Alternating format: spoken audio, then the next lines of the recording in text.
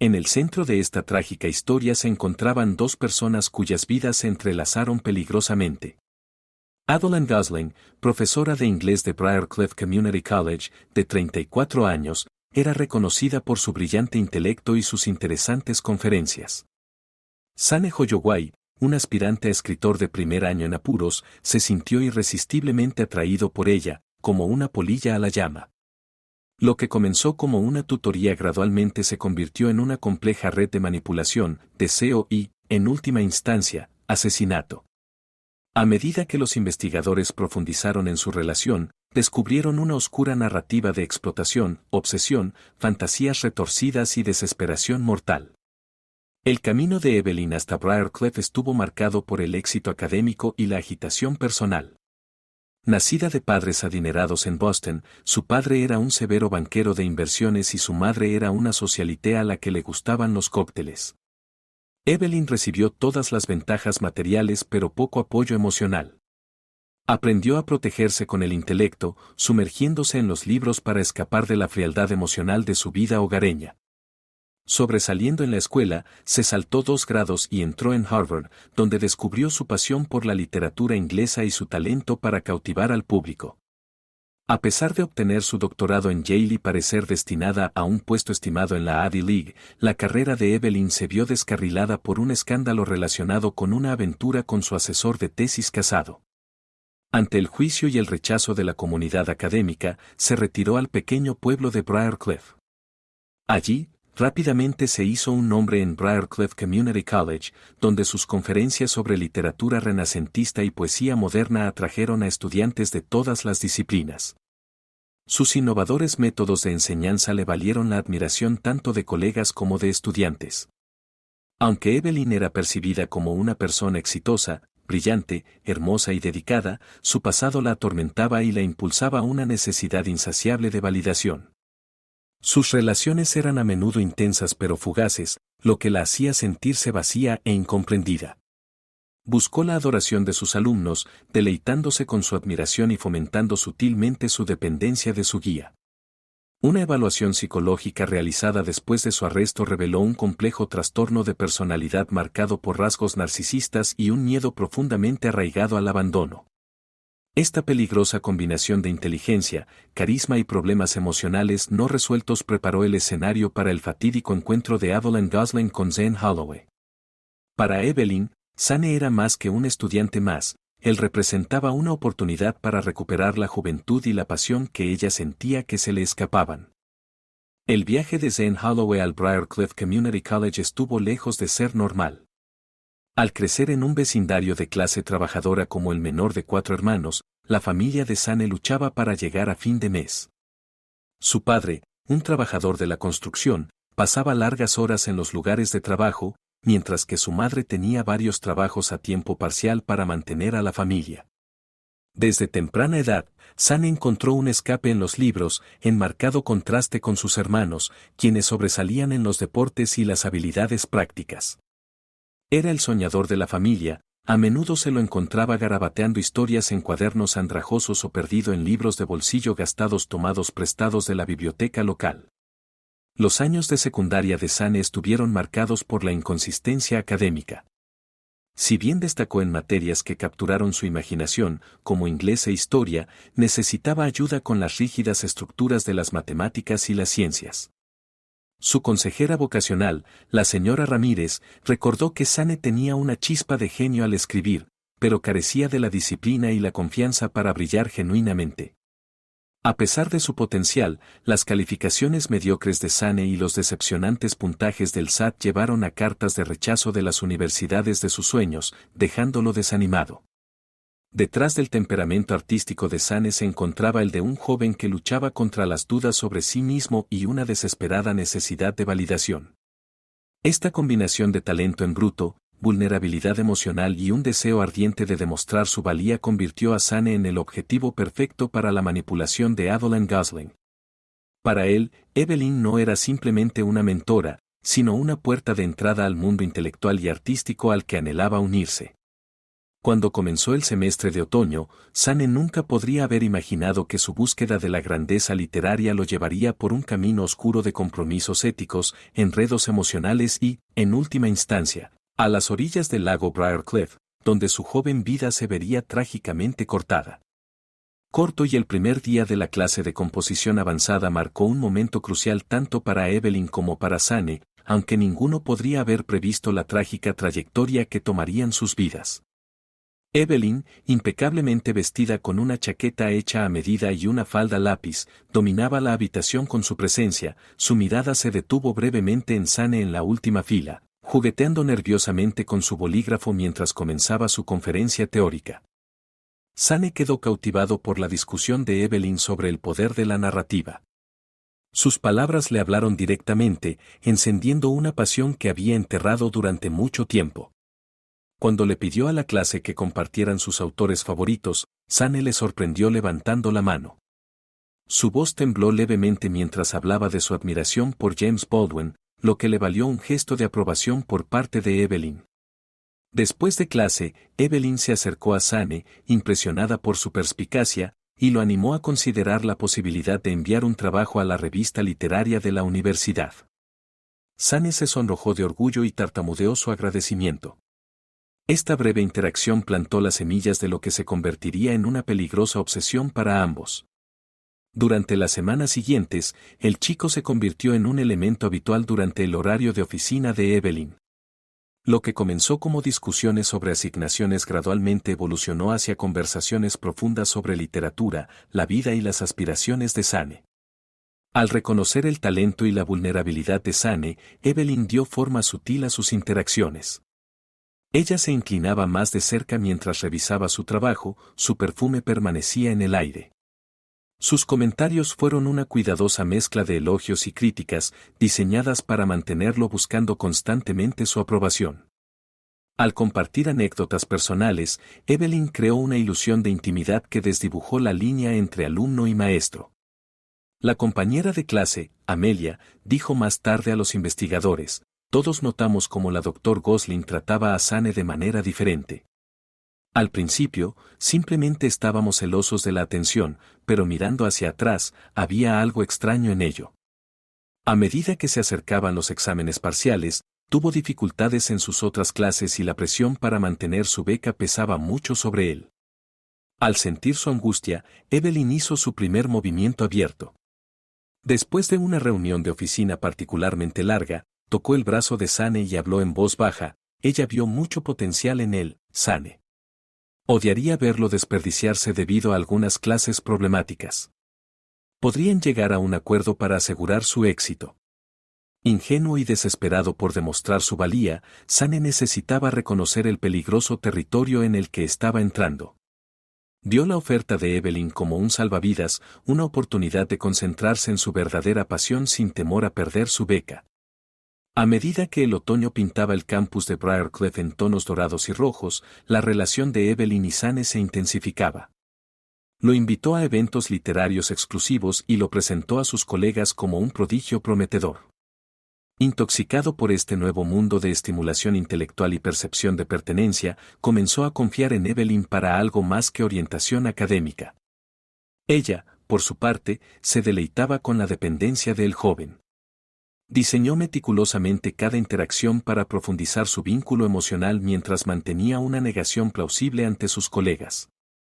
Para ellos, ella simplemente estaba educando a un estudiante talentoso, pero para Sane, ella se había convertido en el centro de su mundo. Cuando el semestre de otoño estaba llegando a su fin, los límites entre mentor y estudiante se habían vuelto irrevocablemente borrosos. Una vez diversa en sus influencias, la escritura de Sane ahora refleja fielmente el estilo y las preferencias de su tutora. Su círculo social había disminuido y dedicaba más tiempo a sesiones de estudio adicionales con el Dr. Gosling. Ni Sane ni Evelyn se dieron cuenta del todo de la peligrosa red que estaban tejiendo. A medida que se acercaban las vacaciones de invierno, su relación se tambaleaba al borde de un precipicio, lista para hundirse en profundidades de las que no habría retorno. Las vacaciones de invierno marcaron un punto de inflexión fundamental en su relación. Con el campus prácticamente desierto, se vieron arrastrados a un vórtice de emociones cada vez más intensas y fronteras cruzadas. Con el pretexto de brindar tutoría adicional, Evelyn invitó a Sane a su departamento fuera del campus para discutir su trabajo final. La velada comienza de manera bastante inocente, con Evelyn sirviendo té e involucrando a Sane en un animado debate sobre literatura posmoderna. Pero a medida que pasaron las horas y las inhibiciones disminuyeron, la atmósfera cambió. Con la voz reducida a un susurro, Evelyn comenzó a compartir historias personales de sus luchas como joven académica. Se describió a sí misma como un genio incomprendido, perseguido por colegas celosos y limitado por las rígidas estructuras académicas. Ya asombrado por el intelecto de Evelyn, él se adentró más profundamente en su mundo, viéndola como un espíritu afín que realmente entendía la lucha de la artista. Cuando la mano de Evelyn rozó la suya, la carga eléctrica entre ellos era innegable. Lo que ocurrió después se convertiría en un punto de controversia en la investigación posterior. Evelyn afirmó que Sane inició el beso, abrumado por la pasión juvenil. En su declaración final, insistió en que ella había orquestado toda la velada. Independientemente de quién dio el primer paso, esa noche marcó el comienzo de una relación física con consecuencias devastadoras. La relación secreta de Evelyn y Sane se fortalece a medida que comienza el nuevo semestre. Sus reuniones clandestinas en su oficina se convirtieron en fines de semana largos en pensiones aisladas, con Evelyn colmando de regalos a Sane. Libros raros, bolígrafos caros y una nueva computadora portátil para reemplazar su modelo obsoleto, Evelyn enmarcó cada regalo como una inversión en el future en él como escritor, uniéndolo aún más a ella. Las calificaciones de Sane, que habían sido mediocres en sus otras clases, de repente se dispararon. Evelyn utilizó su influencia para defenderlo ante diferentes profesores, retratándolo como un genio incomprendido que necesitaba la orientación adecuada.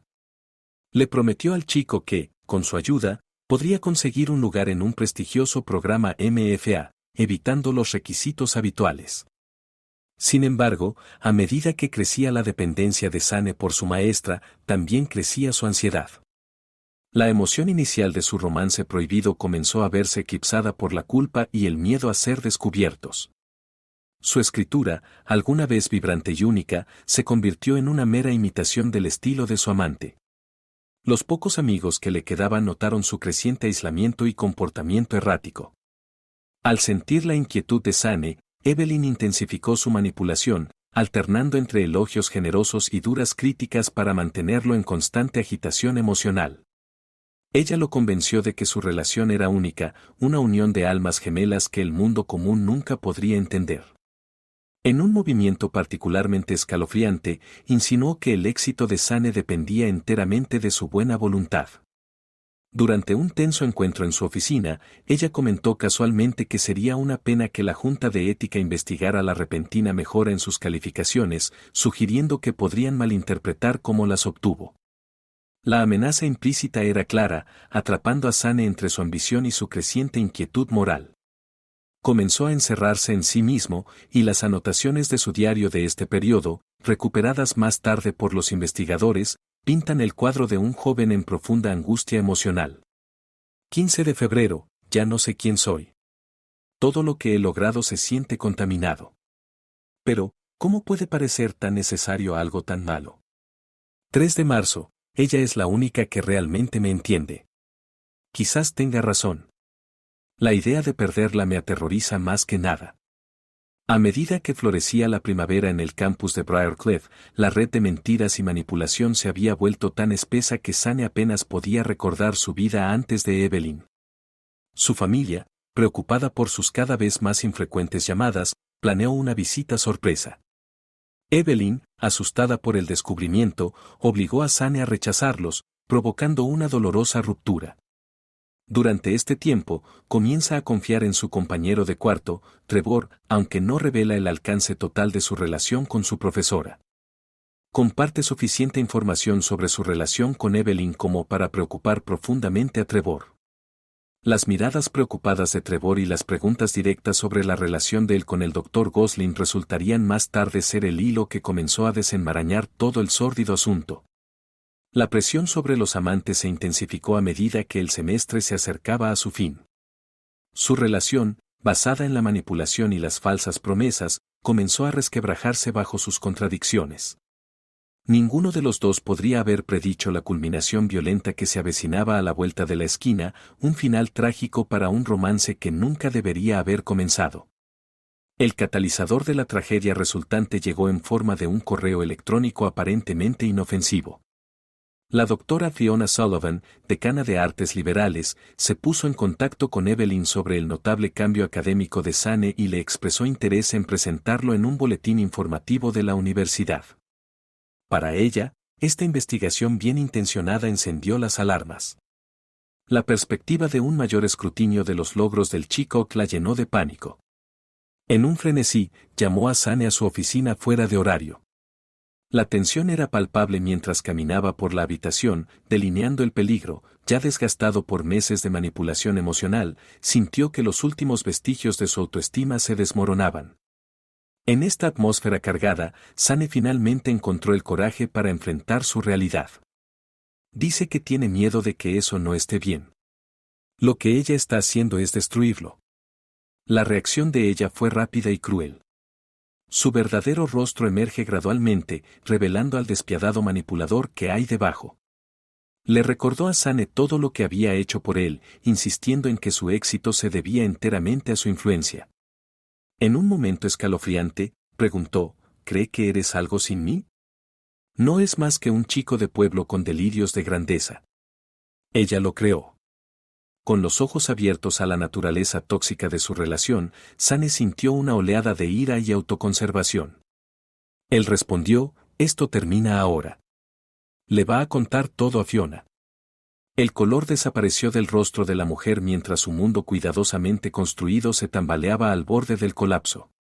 En un último esfuerzo por mantener el control, alternó entre amenazas y súplicas, recordándole a Sane las consecuencias que ambos enfrentarían si la verdad saliera a la luz.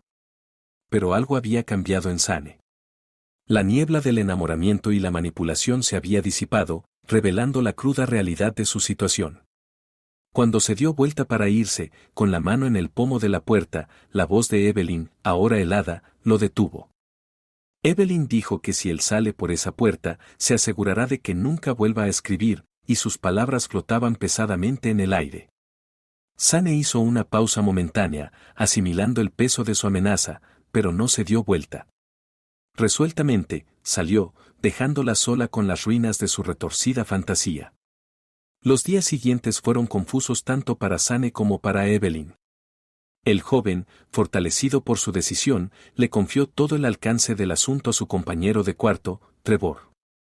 Juntos decidieron acercarse a Fiona Sullivan y contarle la verdad.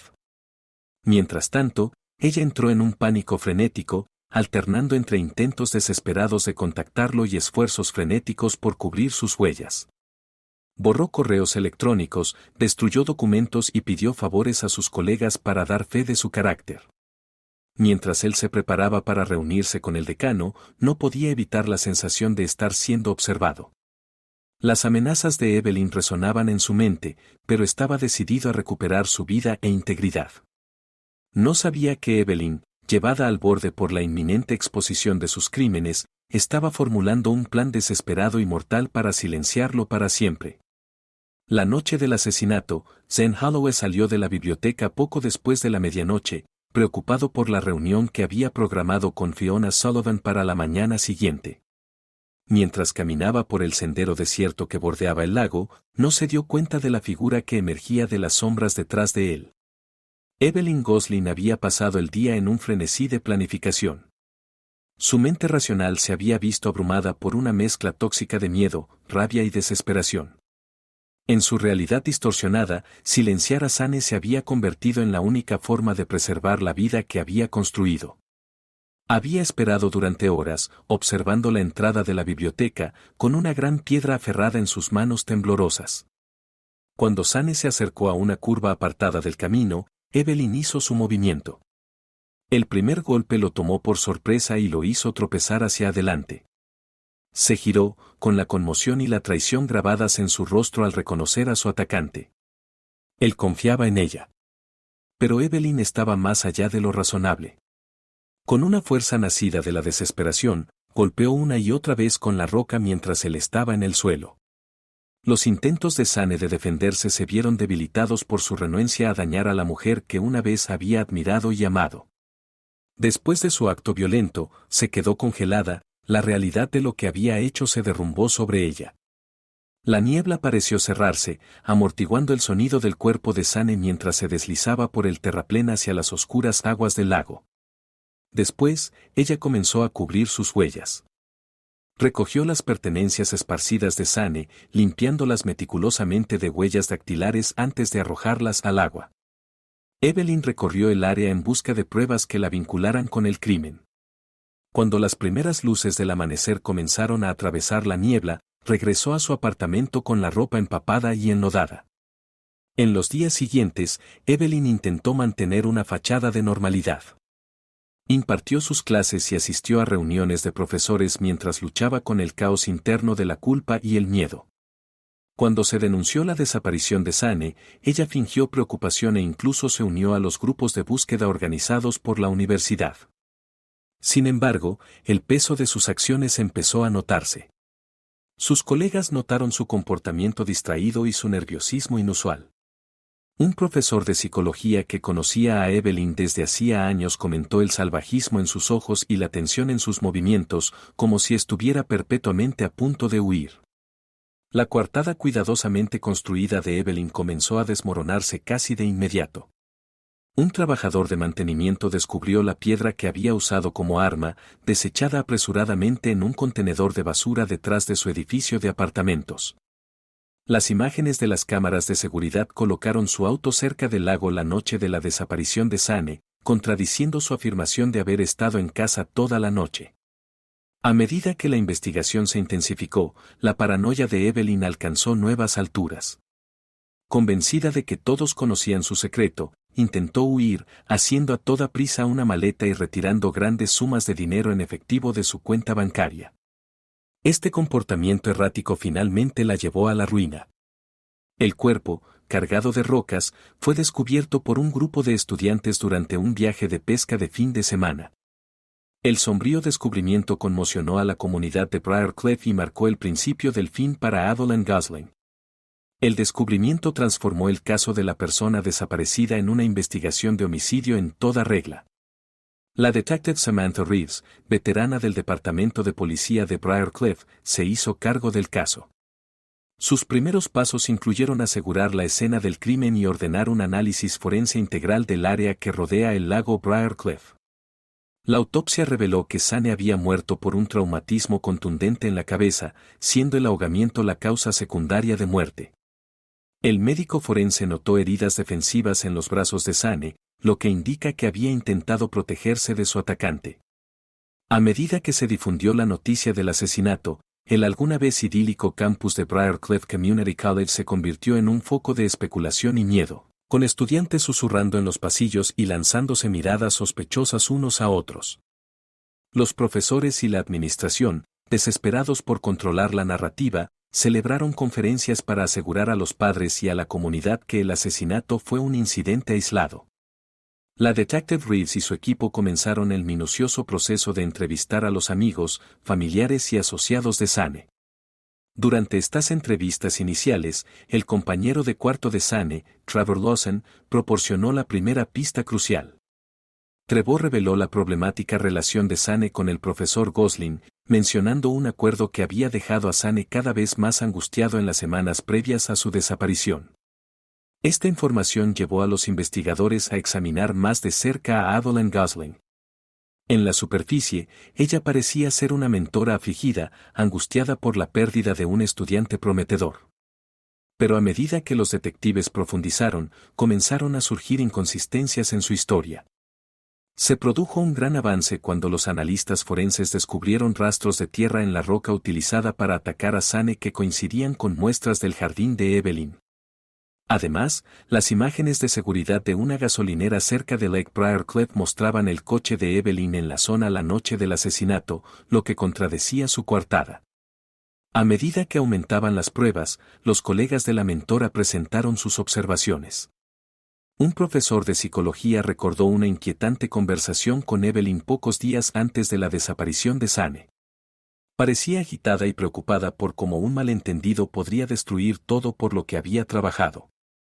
La investigación dio otro giro cuando los detectives descubrieron una serie de correos electrónicos cuidadosamente redactados entre ambos. Si bien estos correos electrónicos estaban redactados cuidadosamente, su subtexto insinuaba una relación inapropiada. Los especialistas en TI recuperaron borradores eliminados mucho más explícitos de la cuenta universitaria de Evelyn, que detallan su manipulación de Sane y sus temores de ser expuesta. Una búsqueda en el apartamento de Evelyn encontró pruebas aterradoras. Escondido en un cajón cerrado con llave, los detectives encontraron el diario de Sane, que detallaba la evolución de su relación y su creciente deseo de ponerle fin. Con una gran cantidad de pruebas físicas y testimonios de testigos, la oficina del fiscal de distrito se sintió segura al acusar a Adeline Gosling de asesinato en primer grado. El arresto conmocionó a la comunidad, destrozando la imagen de la brillante y dedicada profesora y exponiendo la parte más oscura de la dinámica de poder en el mundo académico. Mientras se llevaban a Evelyn esposada, el verdadero alcance de su engaño comenzó a desmoronarse. La comunidad de Briarcliff se enfrentó a cómo un depredador así se había ocultado a plena vista durante tanto tiempo. Durante las siguientes horas, surgió la confesión completa de la asesina, que reveló una inquietante historia de manipulación, abuso de poder y, en última instancia, asesinato. Habló de su atracción inicial por el talento y la vulnerabilidad del joven y de la facilidad con la que lo había moldeado a su voluntad. Su voz se llenó de amargura mientras relataba la decisión de Sane de exponer su relación, describiéndola como una traición que no le dejó otra opción que silenciarlo permanentemente. El juicio de Adeline Gosling fue breve pero intenso.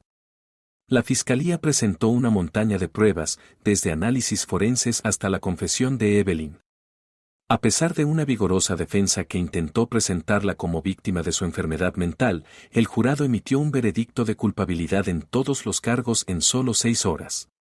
El juez, con la voz pesada por la gravedad del momento, condenó a Evelyn a cadena perpetua sin posibilidad de libertad condicional. A raíz del caso, se implementaron cambios significativos en Briarcliff Community College. La administración promulgó nuevas pautas estrictas que rigen las interacciones entre profesores y estudiantes e instituyó capacitación obligatoria para reconocer y denunciar comportamientos inapropiados. A medida que Briarcliff comenzó a sanar lentamente, la tragedia dejó una marca indeleble en la comunidad.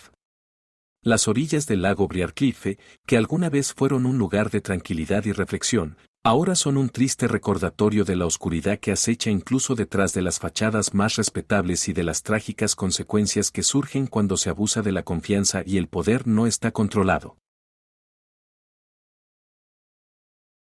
El 14 de agosto de 2011, en Fairfield, Indiana, una llamada de emergencia al 911 alertó sobre la desaparición de Caitlin Markham, una joven llena de sueños que desapareció sin dejar rastro. Su prometido, John Carter, fue la última persona en verla a la medianoche del día anterior.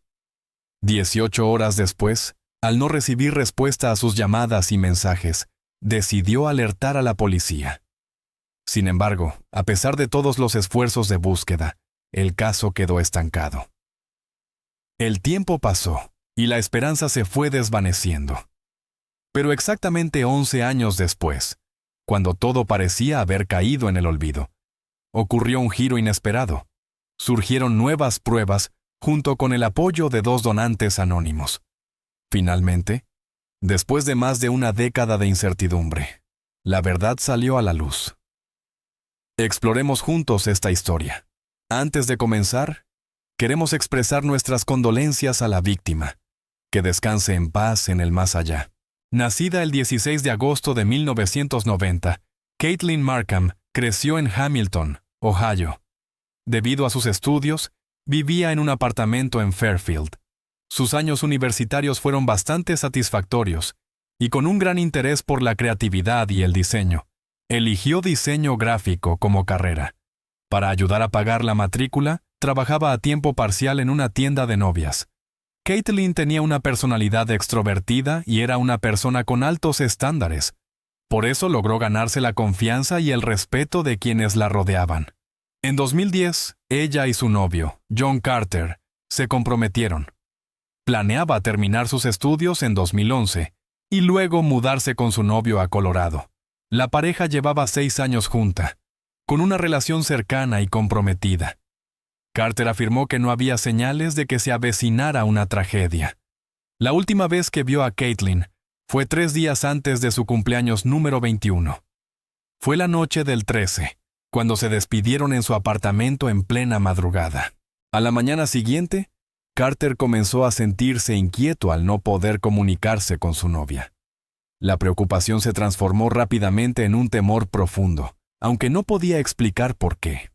Una sensación de que algo andaba mal lo llevó a llamar al padre de Caitlyn, David. A pesar del pánico, logró mantener la compostura para decirle una sola cosa. Caitlyn había desaparecido. Cuando David Markham se enteró de que su hija estaba desaparecida, se apresuró a ir a su apartamento. Para entonces, los detectives del Departamento de Policía de Fairfield ya habían comenzado la investigación. La detective Rebecca Owen presentó brevemente la situación al padre de Caitlyn. Explicó que, tras entrar en el apartamento de la víctima, iniciaron una investigación exhaustiva. La agente examinó cuidadosamente cada rincón de la habitación. Observó que los objetos estaban relativamente organizados y que no había señales de lucha. La puerta principal y las ventanas no mostraban signos de entrada forzada. La puerta del dormitorio estaba cerrada, y al abrirla, todos notaron que el perro de Caitlyn, Murphy, parecía muy inquieto. El padre le comentó a la detective que su hija nunca encerraba al perro en la habitación, ya que Murphy solía entrar y salir del baño para hacer sus necesidades. Por lo tanto, el hecho de que la puerta estuviera cerrada y el perro encerrado generó inmediatamente sospechas. Además, al observar la escena, la detective notó un detalle sospechoso en la cama de Caitlyn. Su bolso y sus llaves estaban tirados descuidadamente en medio de las sábanas. Según Carter, la última vez que vio a su novia fue a medianoche, pero esto parecía poco razonable. Resultaba extraño, ya que, lógicamente, nadie dejaría sus llaves y su bolso tirados sobre la cama justo antes de irse a dormir. Esto se volvió aún más confuso cuando, a través de entrevistas con los familiares y amigos de Caitlyn, la detective Owen descubrió que ella era un ejemplo de estilo de vida organizado. No era una persona que desapareciera sin avisar, especialmente siendo una estudiante de arte talentosa. Estaba a punto de graduarse en 3 semanas y ya había planeado mudarse a Colorado con su prometido. Dado que el prometido de Caitlyn, Carter, fue la última persona que la vio, se le realizaron múltiples pruebas con el detector de mentiras. Sin embargo, las autoridades no revelaron los resultados. Después de todo, aún era demasiado pronto para sacar conclusiones. Además, la detective solicitó que se le realizara una prueba especial de análisis de estrés en la voz, cuyos resultados se analizarán en detalle más adelante. En los primeros días, la policía buscó por todos los lugares donde Caitlyn podría haber estado, pero no encontró rastro alguno de ella. Con el paso del tiempo, la familia mantenía la esperanza, publicando avisos de persona desaparecida por todas partes y llamando a voluntarios para unirse a la búsqueda, pero todos los esfuerzos fueron en vano. Pasó más de un año sin ninguna pista, y entonces, justo cuando parecía que todos habían olvidado el caso, un descubrimiento fortuito volvió a llamar la atención del público. El 7 de abril de 2013, una pareja que se ganaba la vida reciclando chatarra descubrió un cráneo humano y dientes en un vertedero remoto del condado de Franklin, Indiana. Esto alertó inmediatamente a la policía, que comenzó a registrar la zona, encontrando finalmente más restos óseos humanos. Un agente, entrevistado en el lugar, afirmó que estaban casi seguros de que los huesos pertenecían a Caitlyn, incluso antes de recibir la confirmación dental. Esto se debía a que los dientes que se veían en su fotografía coincidían con la forma de la mandíbula que había sido enviada para análisis. Efectivamente, los resultados confirmaron que los restos pertenecían a Caitlyn, quien había estado desaparecida durante 20 meses. El lugar donde se hallaron los restos estaba en Indiana, pero claramente cerca de la frontera entre dos estados, ya que se encontraba a solo 25 millas del apartamento de la víctima en Ohio. Aunque la desaparición de Caitlin fue clasificada inmediatamente como homicidio, el caso pareció estancarse debido a la naturaleza interestatal de la situación, y no se logró ningún avance. En 2014, 3 años después del inicio del caso de Caitlin, un benefactor anónimo decidió buscar justicia para ella. Se informó que una pareja de ancianos contribuyó con una gran suma de dinero para apoyar a la familia de Caitlin, con la esperanza de que pudieran ver justicia en vida. Con la llegada de los fondos, el padre de la víctima, David, contrató al detective privado Green para investigar el caso. Green comenzó su investigación revisando todos los registros relacionados con la desaparición, examinando cuidadosamente cada detalle. Durante ese proceso, prestó especial atención a una llamada al 911 realizada por el novio de Caitlin, Carter, y rápidamente notó una inconsistencia. En la llamada, el novio dijo que había visto el coche de Caitlin estacionado en el apartamento y que su cartera todavía estaba allí. Sin embargo, cuando se le preguntó si estaba en el lugar, respondió que iba en camino. Esta contradicción despertó las sospechas de Green, ya que, si no había estado en el apartamento, ¿cómo podía saber con certeza que el coche y la cartera seguían allí? Fue esta incoherencia la que convirtió una llamada aparentemente normal en una pista importante. Además, el detective Green señaló que, antes de llamar al 911, Carter había ido al supermercado. Si realmente estaba tan angustiado por la desaparición de su novia, como afirmaba durante la llamada, ¿por qué se detuvo en una tienda? ¿No debería una persona normal haber ido directamente al apartamento de su novia? Otro aspecto sospechoso de la llamada fue que, cuando el operador le preguntó si habían tenido una discusión, Carter respondió con firmeza: no. Sin embargo, la investigación del detective Green demostró que eso no era cierto. Una amiga cercana de Caitlin reveló que la pareja había tenido una acalorada discusión apenas 2 días antes de la desaparición. El abogado contratado por la familia de Caitlin también expresó dudas sobre la veracidad del hombre tras escuchar la llamada al 911.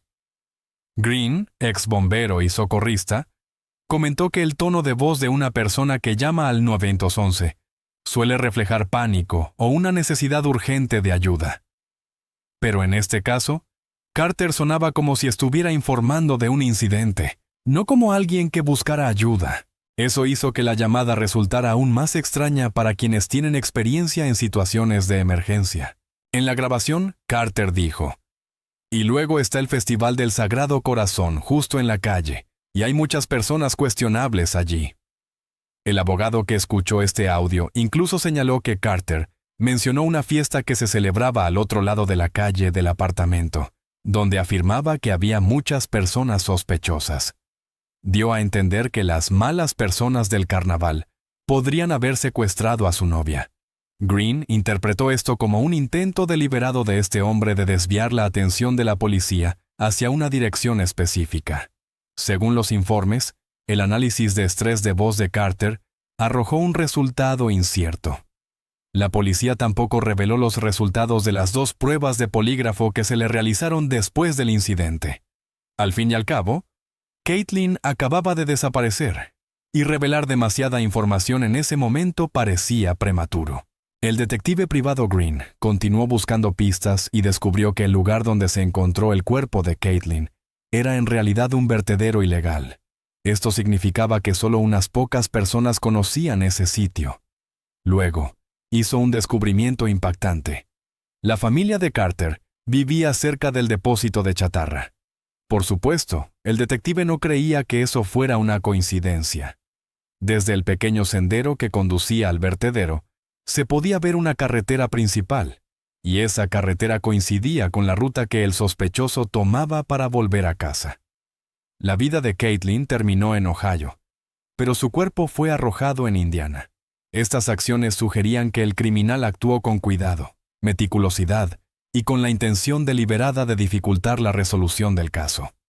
El detective entonces centró su atención en un joven llamado Brad, quien había estado con Carter en el apartamento de Caitlin la noche en que ella desapareció. El problema era que Brad había salido del apartamento antes que Carter. Tras una investigación más profunda, Green descubrió que poco después de que la policía informara del hallazgo del cuerpo de Caitlin en 2013, Brad vendió rápidamente el coche que él mismo había llamado su tesoro. Era un sedán verde de 1997, y lo había utilizado para ir a la fiesta la noche del asesinato. El coche fue encontrado más tarde en Cincinnati, Ohio, donde los detectives realizaron una prueba con luminol. Los resultados mostraron una reacción de sangre en el maletero. A pesar de ello, debido a que las pruebas se realizaron 4 años después del incidente, Green cree que el coche había sido limpiado minuciosamente con detergentes fuertes. Estas sustancias podrían haber dañado seriamente la estructura del ADN presente en la sangre. Además, la exposición del vehículo a condiciones climáticas adversas durante años debilitó aún más las pruebas. La policía, sin embargo, no coincidía con el detective Green, quien tenía una fuerte sospecha de que Brad podría estar implicado. No obstante, la investigación seguía en curso. Para Green, el arrepentimiento era inevitable. El informe de la prueba de sangre que había recibido llegó 4 años después del incidente. Aunque encontró rastros de sangre en el coche, no pudo identificar a quién pertenecía, lo que hizo que la prueba fuera prácticamente inútil. Afortunadamente, mientras revisaba los datos restantes, Green descubrió una pista crucial en los registros de llamadas de Caitlin la noche en que desapareció. Esta información contradecía el testimonio anterior de Carter. Cuando fue interrogado junto a su madre, afirmó que había enviado un mensaje de texto a su novia a la mañana siguiente. Sin embargo, no se registró ningún mensaje de ese tipo. Carter mantuvo su versión, mientras que su madre sugirió que los datos podrían haberse corrompido, ya que ni siquiera aparecía la llamada al 911 en el registro. Ella creía que el hecho de que el sistema no lo hubiera registrado no significaba que no hubiera ocurrido. Pero para Green, la falta de evidencia técnica no hizo más que aumentar las sospechas. Uno de los detalles a los que el detective Green prestó especial atención fueron las acciones inusuales de Carter justo antes de informar que su novia estaba desaparecida. Según los datos recopilados, de camino al apartamento de Caitlin, hizo una llamada a su amigo llamado Matt. Cabe destacar que apenas 30 segundos después de finalizar esa llamada, llamó de inmediato al padre de Caitlin, en estado de pánico, para informarle que ella había desaparecido. Green analizó que, en el momento en que Carter llamó a su amigo, aún se encontraba en el coche, en movimiento. Desde ese punto, para poder estacionar el coche, entrar al edificio, subir al apartamento de su novia, abrir la puerta y comprobar la situación dentro, se necesitarían al menos unos minutos. Resulta desconcertante que, en realidad, menos de 40 segundos después de la llamada con Matt, Carter llamara al señor David Markham con una voz temerosa, como si acabara de presenciar algo grave.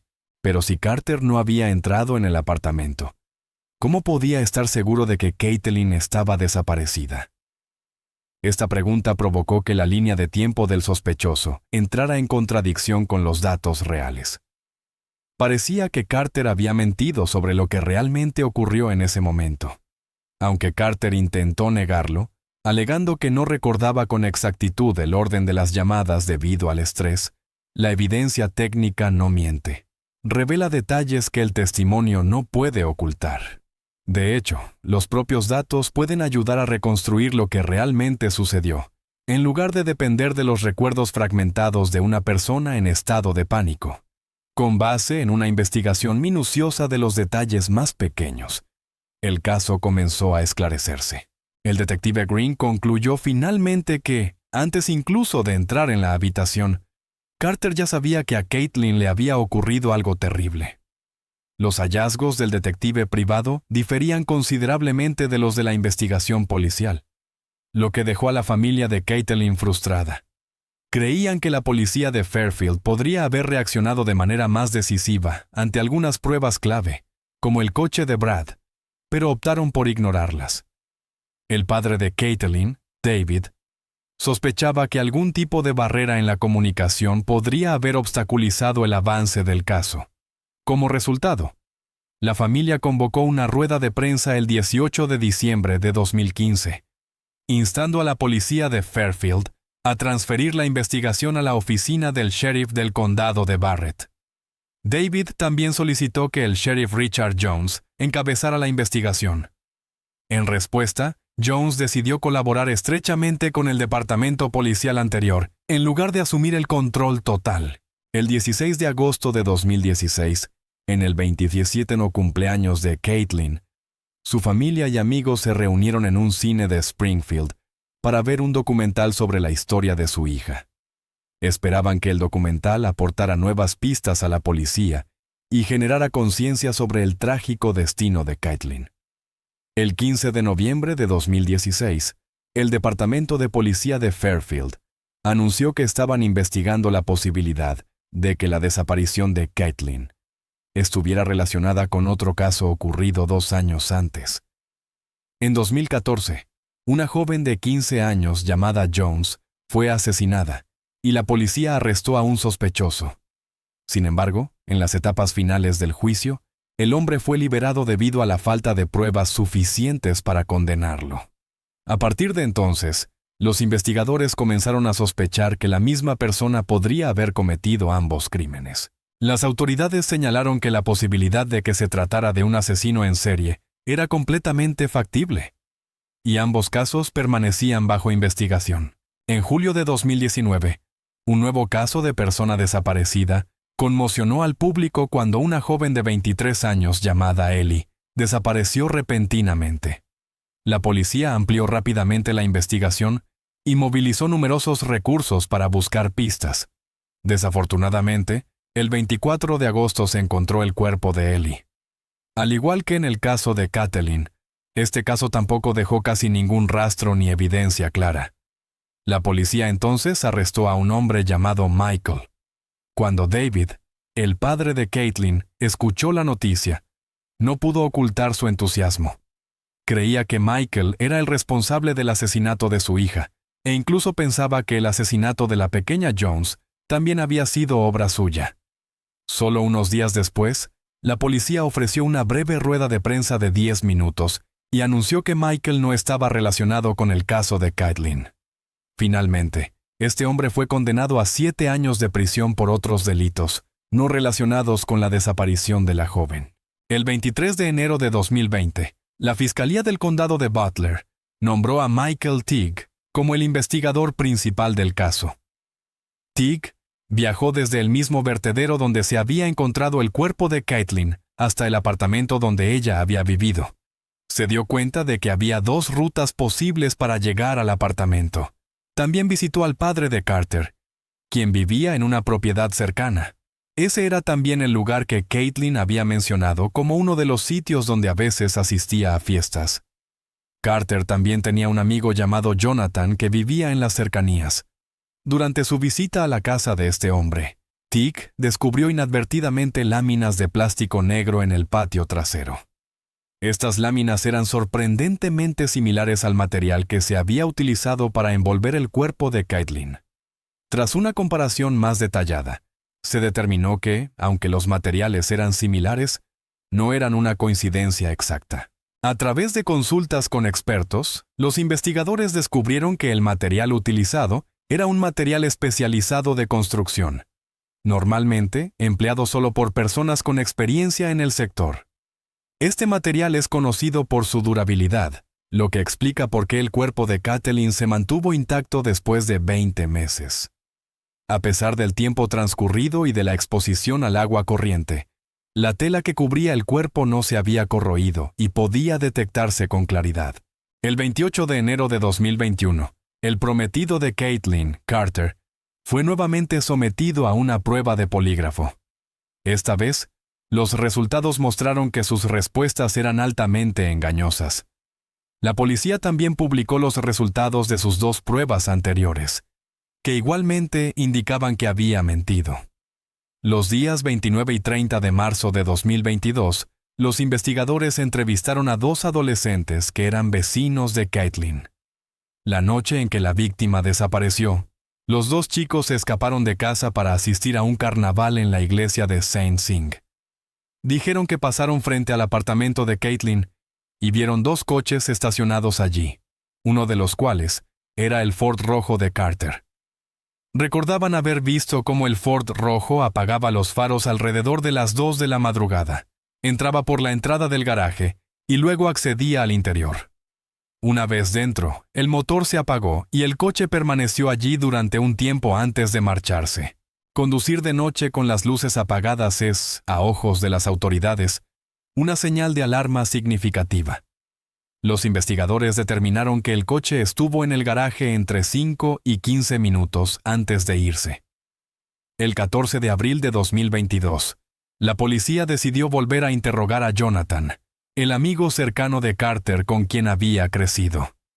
Jonathan ya había sido interrogado en 2011 y 2012, pero este nuevo encuentro dio un giro inesperado. Al comparar su testimonio actual con lo que había declarado anteriormente, los investigadores encontraron claras inconsistencias. Este hombre no solo cambió su versión de los hechos, sino que también mostró muchos indicios de haber mentido en el pasado. Unos meses después, el 22 de diciembre de 2022, otro investigador visitó a un detective privado para conocer más sobre lo que había sucedido. Allí, el detective recordó un detalle sospechoso relacionado con Carter. En el pasado, Carter se le había acercado ofreciéndose a ayudar en la investigación de un caso de persona desaparecida. Durante la conversación, preguntó repetidamente sobre el proceso para resolver un caso, así como sobre cómo abordar la situación real. Lo que más impresionó al detective fue la forma en que Carter hablaba de su novia. Usaba el tiempo pasado al referirse a ella, como si todo ya hubiera terminado, a pesar de que Caitlin seguía oficialmente desaparecida en ese momento, y su cuerpo aún no había sido encontrado. Este detalle, aparentemente insignificante, se le quedó grabado al detective, ya que mostraba que Carter parecía conocer de antemano el destino de su prometida. A medida que las piezas del rompecabezas comenzaban a encajar, desde las declaraciones cambiantes de Jonathan hasta el comportamiento inusual de Carter, todas las señales apuntaban en la misma dirección. Los investigadores llegaron gradualmente a la convicción de que Carter, quien hasta entonces había sido considerado un novio afligido, era en realidad el principal sospechoso de la desaparición y asesinato de Caitlin. El 17 de febrero de 2023, la policía solicitó una orden de registro para investigar una propiedad donde había vivido la madre de Carter, ya que el sospechoso había residido allí hasta 2021. En el bosque cercano a la propiedad, se descubrieron pinturas de ángeles y poemas surrealistas de amor relacionados con la muerte, todos centrados en la figura de Caitlin. Los investigadores creyeron que habían sido creados en su memoria. Ese mismo día se produjo el primer arresto relacionado con el caso de Caitlin. Su amigo Jonathan fue arrestado por perjurio y por engañar a los investigadores. Más de un mes después, el 22 de marzo de 2023, John Carter también fue detenido. Su primera petición tras ser arrestado fue hablar con el detective, pero luego cambió de opinión y decidió contratar a un abogado. Carter insistió en su inocencia y pagó una fianza de $1 millón para quedar en arresto domiciliario. Al registrar la casa de Carter, los detectives descubrieron una serie de escritos y poemas inquietantes, en los que los temas del amor y la muerte se repetían constantemente. Estos textos no solo revelaban una mente perturbada, sino que también sugerían la posibilidad de un motivo criminal profundamente arraigado. Entre las notas, una frase destacó y los investigadores no pudieron ignorarla. Lo amaba profundamente en mi corazón, pero él lo quería muerto, pero yo lo amaba, así que tenía que morir. Esta frase contradictoria entre el amor y la destrucción parecía una confesión metafórica que expresaba el pensamiento distorsionado y peligroso de su autor. Y no se limitaba al papel y la pluma. En la puerta del interior de la casa aparecieron garabateadas unas líneas escritas apresuradamente, pero no por eso menos escalofriantes. usé la llave para abrir tu corazón y cortar tus muñecas. El padre de Caitlin, David, expresó su alivio respecto a las acciones tomadas por la policía, pero también afirmó que el asunto aún estaba lejos de resolverse. Reveló algunos detalles sobre la relación entre Caitlin y Carter, diciendo que su hija había planeado irse sola a Colorado porque su novio era irresponsable. No solo carecía de habilidades para manejar el dinero, sino que tampoco mostraba responsabilidad alguna respecto a los gastos de ambos. Caitlin ya llevaba tiempo insinuando que quería terminar la relación. En abril de 2023, se divulgaron algunas informaciones relacionadas con el caso. Se dijo que John Carter, junto con otro hombre, se había deshecho del cuerpo. La policía estaba buscando una orden de registro para investigar la casa de su madre y comprobar si había bolsas plásticas negras u otros materiales de construcción similares. También se reveló que, al día siguiente de que se reportara la desaparición de Caitlin, la policía notó arañazos rojos y verticales en el cuerpo de su novio, John Carter. Él alegó que se los había hecho al afeitarse, pero la policía consideró que no era una explicación convincente. Descubrieron que los amigos que habían estado con Carter y Caitlin la noche anterior a su desaparición aseguraron no haber visto ningún rasguño en el cuerpo de Carter. Según algunas fuentes, Caitlin inicialmente tenía la intención de mudarse a Colorado para comenzar una nueva vida con Carter. Sin embargo, con el tiempo, fue perdiendo la paciencia con su estilo de vida perezoso y sin rumbo. Finalmente, decidió terminar la relación. La madre de John incluso se ofreció a ayudar económicamente dándole a Caitlin una tarjeta de crédito sin límite, pero ella la rechazó. Los amigos de Caitlin comentaron que, en el tiempo previo a su desaparición, ella expresaba a menudo sentirse atrapada en la relación. Confesó que le preocupaba el comportamiento de Carter, especialmente su consumo de drogas ilegales y las peticiones extrañas que le hacía. Estas confidencias, que en su momento parecían simples preocupaciones personales, se convirtieron en detalles importantes para reconstruir los motivos y el comportamiento del sospechoso. Todos estos elementos, desde el comportamiento inusual hasta las relaciones personales y la evidencia psicológica, probablemente formarán una base sólida cuando el caso llegue a juicio. En junio de 2024, más de una década después de la desaparición de Caitlin Markham, John Carter fue llevado a juicio por su muerte. En julio de 2024, Carter, de 36 años en ese momento, se declaró culpable de homicidio involuntario y fue condenado a 3 años de prisión, la pena máxima para ese delito. Durante el juicio, la familia y los amigos de Caitlin expresaron su dolor y decepción ante la sentencia, que consideraron demasiado indulgente para la pérdida que habían sufrido. El padre de Caitlin, Dave Markham, declaró que no pasa un solo día sin pensar en su hija, y que 3 años de prisión no representan justicia ni para Caitlin ni para sus seres queridos. Carter se negó a hablar durante la audiencia, y sus abogados solicitaron libertad condicional o una pena menor, pidiendo al juez que considerara los factores legales más allá de las emociones. Sin embargo, el juez Daniel Haughey determinó que Carter no mostró un verdadero arrepentimiento y no ofreció ninguna explicación por sus acciones, lo que llevó a la decisión de imponer la pena máxima. De no ser por las manos crueles que intervinieron, la vida de Caitlin Markham podría haber tomado un rumbo completamente distinto. El caso, que duró más de 11 años y medio, es un claro testimonio del poder de la perseverancia, la dedicación y la determinación inquebrantable de quienes luchan por la justicia hasta el final. Aunque el veredicto final no puede borrar el dolor de la pérdida, sigue siendo un paso importante en el camino hacia la verdad. Para quienes se sienten atrapados, controlados, o sospechan que el amor que reciben no es realmente sano, no guarden silencio. Escuchen su intuición, busquen ayuda, porque merecen una vida de seguridad, libertad y amor verdadero. Eso concluye el caso de hoy. ¿Qué crees que es lo más aterrador de este criminal? Y si tú estuvieras en una situación similar, ¿cómo reaccionarías? Me encantaría conocer tu opinión. Nos vemos en el próximo caso. Harold Hill es un área de clase trabajadora en el este de Londres. El 1 de marzo de 2019 era una fría noche de viernes.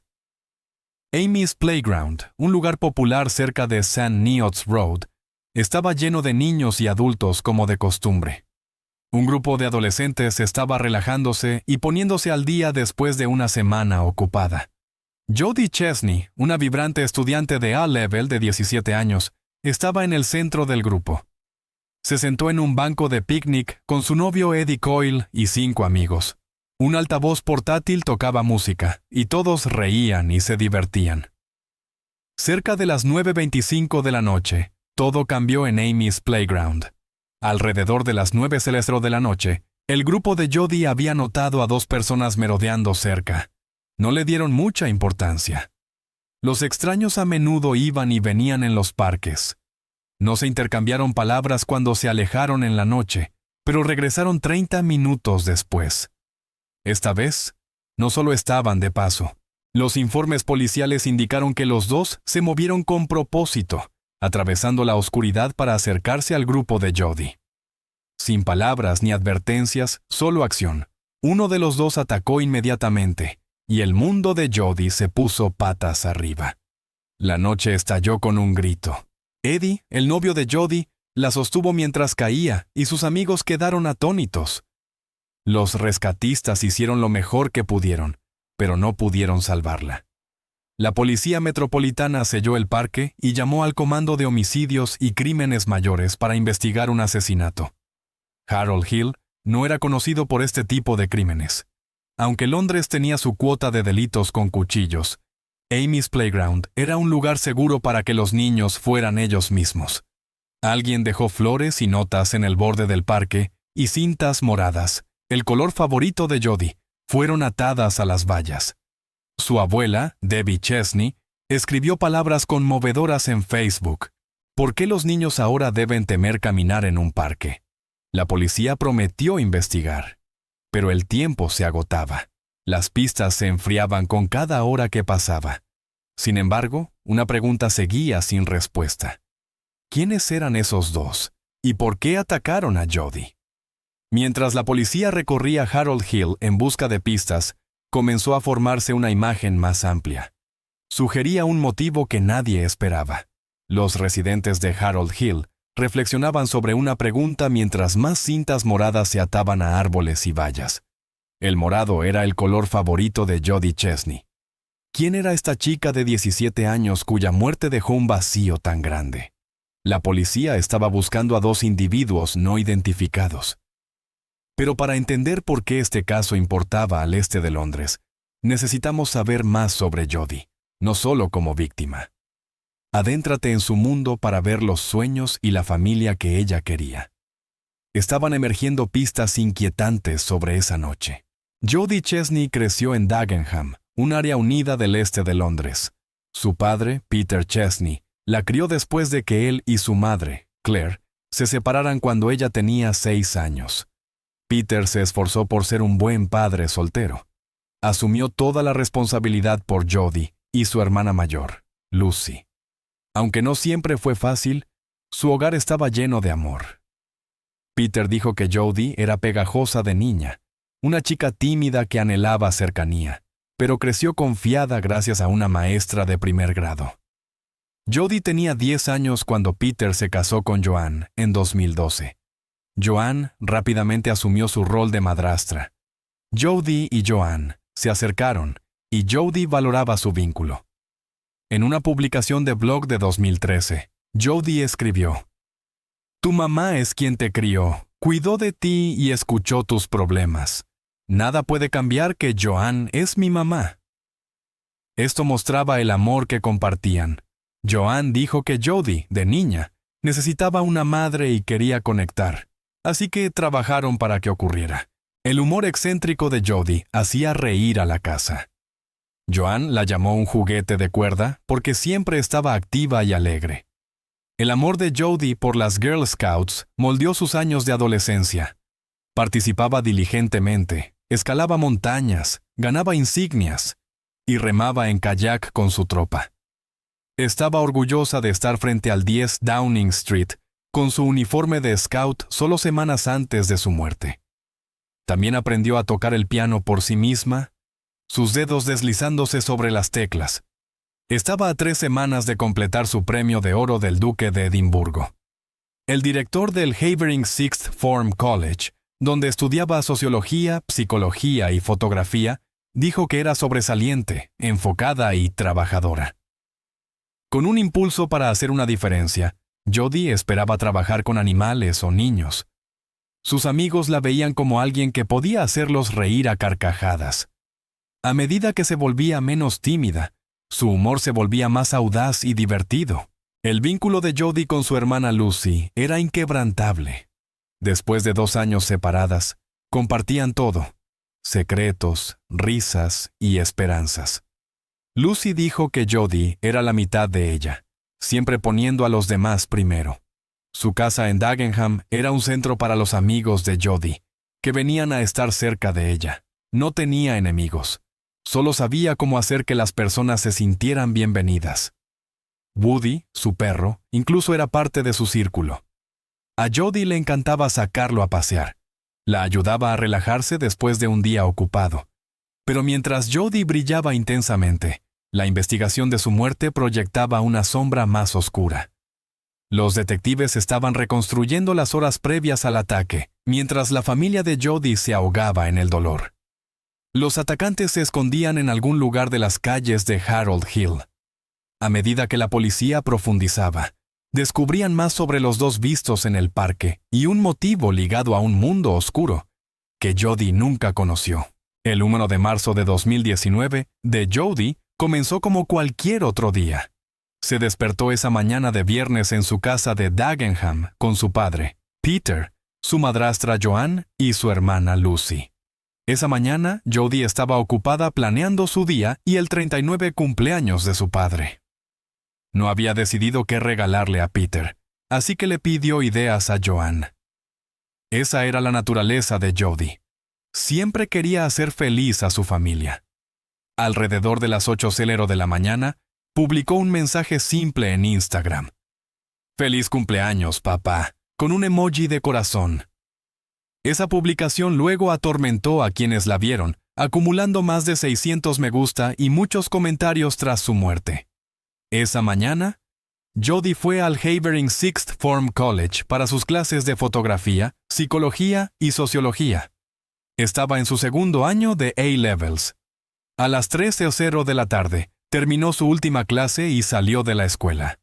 Con su mochila colgada de un hombro, estaba lista para el fin de semana. De vuelta en Dagenham, Jodie tenía una tarea más antes de sus planes de la noche. Amaba pasear al terrier de Yorkshire de la familia, Woody, y lo hizo. Los vecinos a menudo la veían caminando con Woody, charlando por teléfono o saludando a caras conocidas. Regresó a casa alrededor de las 4:30 de la tarde y habló con Joanne y Peter, quienes se preparaban para la fiesta de cumpleaños de él. Jodie dijo que saldría con amigos más tarde, como la mayoría hace los viernes por la noche. Por lo que sabemos, planeaba seguir su rutina habitual. En una entrevista posterior con The Mirror, Joanne recordó a Jodie poniéndose su chaqueta, despidiéndose y saliendo alrededor de las 5:30 de la tarde, diciendo que volvería más tarde. Un corto viaje en autobús la llevó a la estación de Romford, donde se encontró con su novio, Eddie Coyle, y algunos amigos. A las 6:30 de la tarde, Eddie y otros 5 adolescentes del grupo se habían reunido, planeando la noche con charlas animadas. Las cámaras capturaron esto. A menudo iban a Romford, un centro para los adolescentes del este de Londres con tiendas y lugares de comida rápida.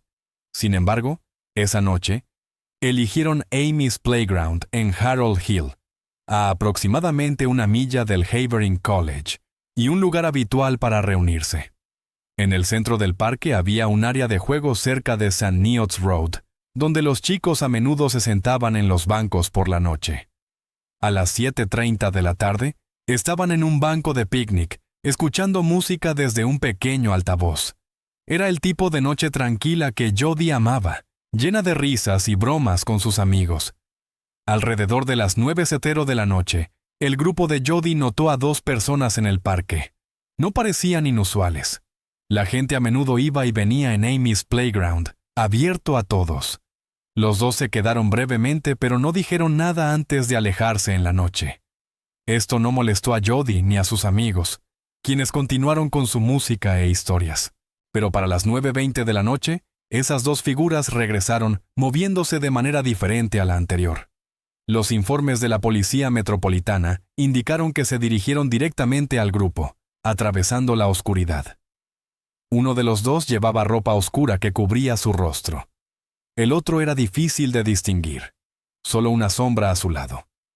El primero se lanzó y apuñaló a Jody en la espalda con un cuchillo con tanta fuerza que la hoja se rompió, dejando una herida de 7 pulgadas que perforó su pulmón. El parque se volvió caótico. El grito de Jody atravesó la noche, y sus amigos quedaron paralizados por la conmoción. Eddie la sostuvo mientras caía, abrazándola en el suelo y gritando por ayuda. Las 2 figuras huyeron, desapareciendo en la oscuridad tan rápido como aparecieron. Eddie llamó frenéticamente al 999, suplicando ayuda con voz temblorosa. Los residentes cercanos escucharon los gritos. A 2 calles del parque, Teresa Farendon, madre de 3 hijos, estaba viendo televisión cuando su hijo pausó su Xbox por el ruido. Jody gemía, acostada de espaldas en el parque cuando Teresa y su amiga Kelly Smith corrieron hacia ella. Teresa le practicó RCP a Jody, sin saber que la hoja rota aún estaba en su espalda. Un conductor de camión se detuvo para ayudar, usando su chaqueta para cubrir la herida. Otro amigo tomó una toalla de cocina para detener la hemorragia. En minutos, llegaron los paramédicos, pero la lesión de Jody era demasiado grave para tratarla. Una autopsia en la morgue de Eastham mostró que el cuchillo causó un daño extenso y hemorragia. A pesar de los intentos por salvarla, fue declarada muerta a las 10:26 de la noche, más de 1 hora después del ataque. El parque, alguna vez un lugar de alegría, se convirtió en una escena del crimen acordonada con cinta policial, mientras los investigadores forenses buscaban pistas. Aún en estado de shock, los amigos de Jody le dijeron a la policía que no hubo discusión ni advertencia, solo un acto repentino sin relación con nada. El inspector jefe interino John Ross lideró el Comando de Homicidios y Crímenes Mayores de la Policía Metropolitana, prometiendo encontrar a los culpables. Le dijo a los testigos que su muerte fue una tragedia y los instó a compartir información. A medida que la investigación se intensificaba, los detectives reconstruyeron las últimas horas de Jody, usando declaraciones de testigos y registros telefónicos para verificar sus movimientos. Una llamada de un hombre local a la policía fue el evento que cambió la dirección del caso. Informó haber visto a 2 hombres correr desde el parque, subir a un Vauxhall Corsa negro y alejarse a toda velocidad en la noche del ataque a Jody. El testigo también dijo que el conductor era uno de al menos 2 hombres en el coche. Las grabaciones de CCTV fueron centrales en la investigación. Las calles de Harold Hill estaban llenas de cámaras, creando un mosaico de imágenes borrosas.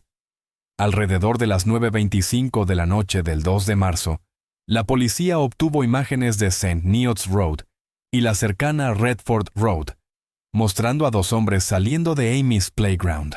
Uno llevaba una chaqueta oscura con un patrón distintivo, el otro una sudadera con capucha. Ambos tenían el rostro cubierto.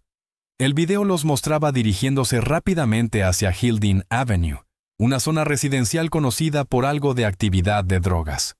Un Vauxhall Corsa negro también apareció en las imágenes. Manuel Petrovic, de 20 años, fue arrestado el 3 de marzo. Era el propietario del Vauxhall negro visto en la escena. Afirmó no tener ninguna participación en el asesinato de Jody y que su coche fue robado a punta de cuchillo. Más tarde, admitió ser dueño del Vauxhall y de un teléfono usado para el tráfico de drogas. Petrovic no quiso nombrar con quién estaba esa noche, citando preocupaciones por su seguridad y la de su familia. Dijo que alguien había ido a su casa. Bajo más interrogatorios, Petrovic relató lo que pasó la noche que Jody murió, pero por miedo, se refirió a sus atacantes como persona A y persona B. Petrovic declaró que el 1 de marzo estaba con un amigo cuando la persona A llamó, pidiendo un viaje. La persona A estaba con otro individuo, la persona B. Recogieron a los dos y condujeron a Harold Hill para que la persona A pudiera recolectar drogas y dinero. Dijo que la pareja no identificada salió del coche en Harold Hill, dejando a Petrovic y a su amigo dentro. Afirmó en su declaración que la persona A y la persona B estuvieron fuera unos 5 minutos y parecían tranquilos cuando regresaron. Dijo que su comportamiento no era inusual. No pensé que nada fuera sospechoso, dijo. Ambos estaban allí, pero ninguno llevaba nada. A mi amigo y a mí nos dijeron que la persona A iba a recoger drogas y dinero. Petrovic dijo que un hombre negro le puso un cuchillo en la garganta y robó las llaves de su coche después de dejar a los dos hombres. Al día siguiente, escuché que una chica fue apuñalada en Harold Hill, dijo. Esperaba que no estuviera relacionado con estar con la persona A y la persona B. La policía identificó a un segundo sospechoso, un local de 19 años a menudo ligado al comercio de drogas en Harold Hill. Lo señalaron basándose en la descripción de un testigo de un hombre negro en sus últimos años de adolescencia. Para evitar exposición, la policía ocultó su nombre. En las primeras conferencias de prensa, lo llamaron Sospechoso A. La red se amplió. Para el 5 de marzo, otros dos hombres, de 30 y 38 años, fueron arrestados en Romford por sospecha de ayudar a los principales sospechosos. También se arrestó a un hombre de 50 años por presuntamente ayudar a destruir evidencia, pero fue liberado rápidamente. El inspector jefe detective Dave Wills le dijo a BBC News: «Estamos investigando una red, no solo una o dos personas. Esto sugería una conspiración criminal más grande en juego. Los residentes cerca de Redford Road proporcionaron más pistas. Una mujer en sus 40 años que vivía junto a un piso registrado le dijo a la policía que había visto a personas sospechosas entrando y saliendo durante semanas, a menudo tarde en la noche. Describió a un adolescente joven que coincidía con la descripción del sospechoso B, aparentemente trabajando para individuos mayores. Estos relatos apuntaban a los problemas de drogas en Harold Hill, ya que el área era conocida por el consumo de cannabis y a menudo tenía adolescentes como mensajeros. Los detectives teorizaron que el grupo de Jody podría haber sido confundido con rivales o atrapado en una disputa territorial. Aunque Jody tenía un historial limpio y sin vínculos con las drogas, esto aún no cuadraba. La investigación enfrentó obstáculos. Los dos hombres mayores arrestados antes fueron liberados porque no se pudo probar su involucramiento.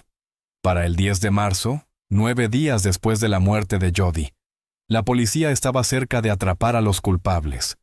Basándose en un soplo, el Comando de Homicidios y Crímenes Mayores de la Policía Metropolitana apuntó a una casa en Rogers Road en Dagenham, vinculada al tío de un joven de 17 años.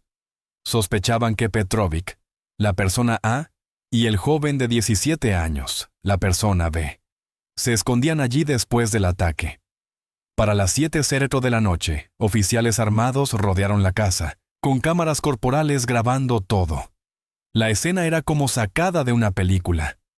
Svensson Ong-Akui, de 19 años, trepó al tejado trasero para escapar, pero rompió un invernadero debajo, con vidrios cayendo a su alrededor. «¡No te muevas!», gritó un oficial. «¡Manos arriba!». En imágenes compartidas por la policía metropolitana, mientras lo esposaban y entraba en pánico, Petrovic habló. «¡Qué asesinato! No maté a nadie». Las cámaras corporales capturaron sus palabras. «Asesinato». «¿Qué? Asesinato. Asesinato. No maté a nadie». Los mensajes de su teléfono lo vinculaban a Petrovic y mencionaban negocios en Amy's Playground. Un registro de su casa encontró una chaqueta que coincidía con las imágenes de CCTV. La manga tenía la sangre de Jody. Al mismo tiempo, el joven de 17 años intentó escapar por una ventana, pero falló. Fue atrapado en el patio trasero, donde había arrojado una mochila que contenía un cuchillo estilo Rambo, 2 cepillos de dientes y mousse para el cabello. Una combinación extraña que hizo que la gente mirara 2 veces. Los arrestos no terminaron ahí. La policía también detuvo a un joven de 16 años, amigo de Manuel Petrovic, pero su identidad no fue revelada por razones legales. La policía sospechaba que estaba involucrado en el crimen. Emitieron órdenes de búsqueda generalizadas, sabiendo que el comercio de drogas en Harold Hill a menudo involucraba grupos de mensajeros y traficantes trabajando juntos. Petrovic fue arrestado porque las imágenes de CCTV mostraron su Vauxhall Corsa negro cerca de Amy's Playground la noche del ataque a Jody, haciéndolo parecer el conductor que transportó a Petrovic y al joven de 17 años a la escena del crimen. Para mayo, los 4 fueron acusados. Petrovic y el joven de 17 años fueron acusados de asesinato. El joven de 16 años y Petrovic fueron acusados de asesinato y homicidio involuntario. Otros 2, un hombre de 50 años y una mujer de 38 años, fueron detenidos brevemente por asistir a los delincuentes, pero luego fueron liberados mientras el caso continuaba. Examinemos los antecedentes de los sospechosos. Primero está Svensson Ong Ah-Kui, nacido el 29 de marzo de 2000. Creció en Harold Hill, cerca de Amy's Playground. Fue criado por su madre con 4 hermanas. Su infancia fue dura debido a un padre belga ausente. Conoció brevemente a su padre en 2015. Vivió en un hogar de acogida en Romford, en Collio, tras ser expulsado de casa en 2017 por comportamiento grosero. Petrovic se autoproclamaba boxeador y aspiraba a ser profesional. Sin embargo, se involucró en el tráfico de drogas y fue acusado de vender y poseer cannabis y otras drogas. The Guardian descubrió que había violado los términos de una sentencia suspendida 6 semanas antes por negociar bienes robados en 2018.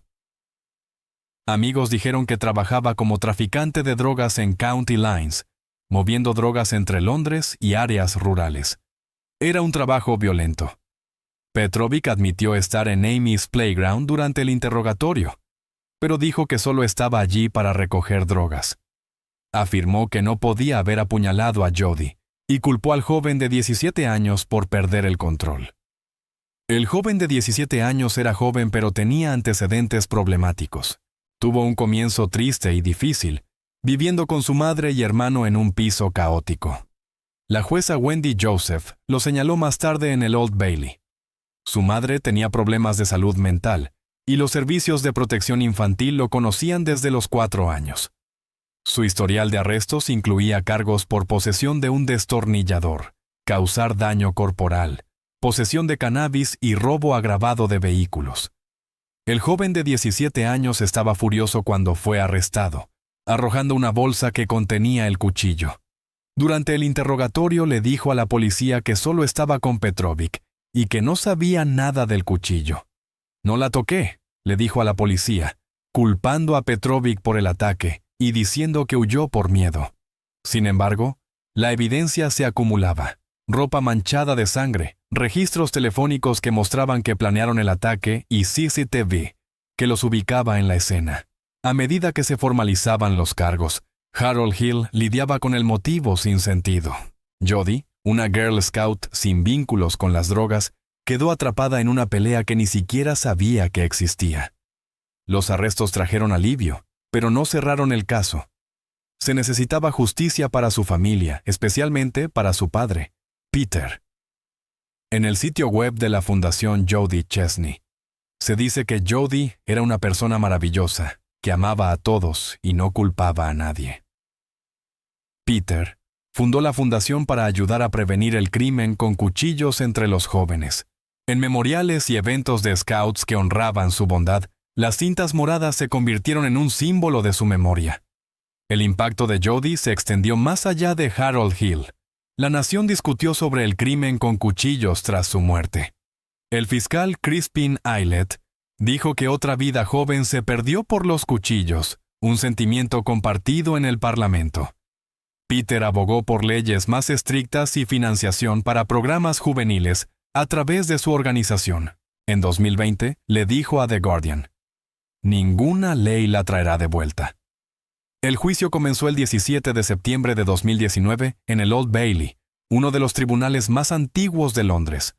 4 fueron acusados: Svensson Ong Akwi, de 19 años, Manuel Petrovic, de 20 años, un joven de 17 años y un joven de 16 años sin nombre por razones legales. La sala del tribunal estaba cargada de emoción.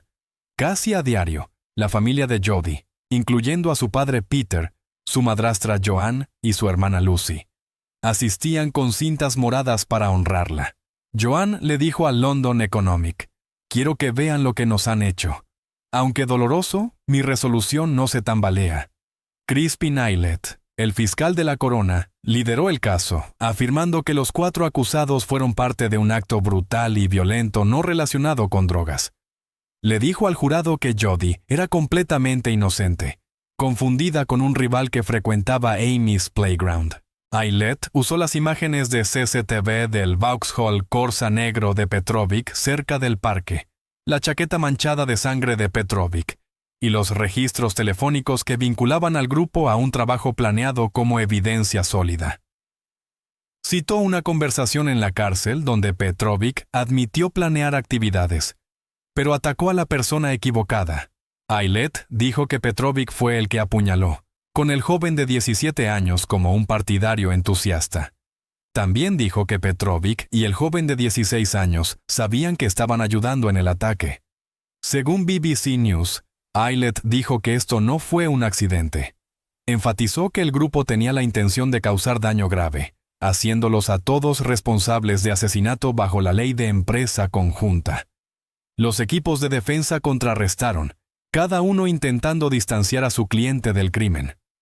El abogado de Petrovic, Charlie Sherrard, dijo que su cliente estaba en el parque, pero negó haber apuñalado a Jodi. Sherrard señaló al joven de 17 años, diciendo que él fue el atacante.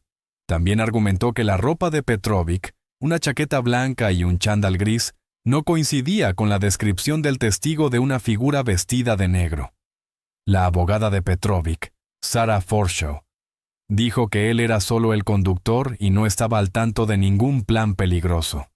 Si Manny hubiera sabido lo que venía, habría apagado su teléfono como Petrovic, les dijo. Para el joven de 17 años, Natasha Wong dijo que era simplemente un mensajero sin intención de hacer daño.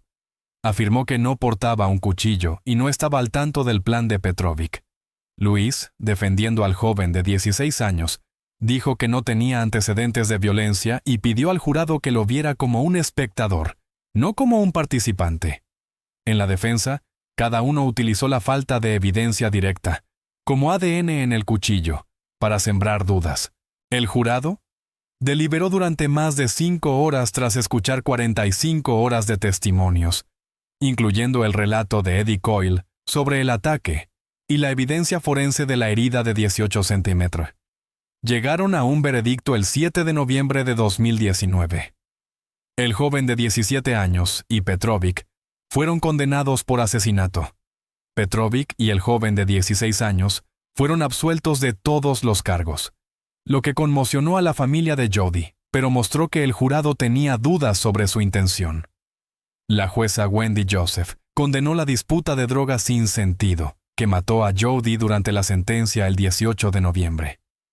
Petrovic, identificado como el apuñalador, fue sentenciado a cadena perpetua con un mínimo de 26 años. Su cómplice, el joven de 17 años, recibió cadena perpetua con al menos 18 años.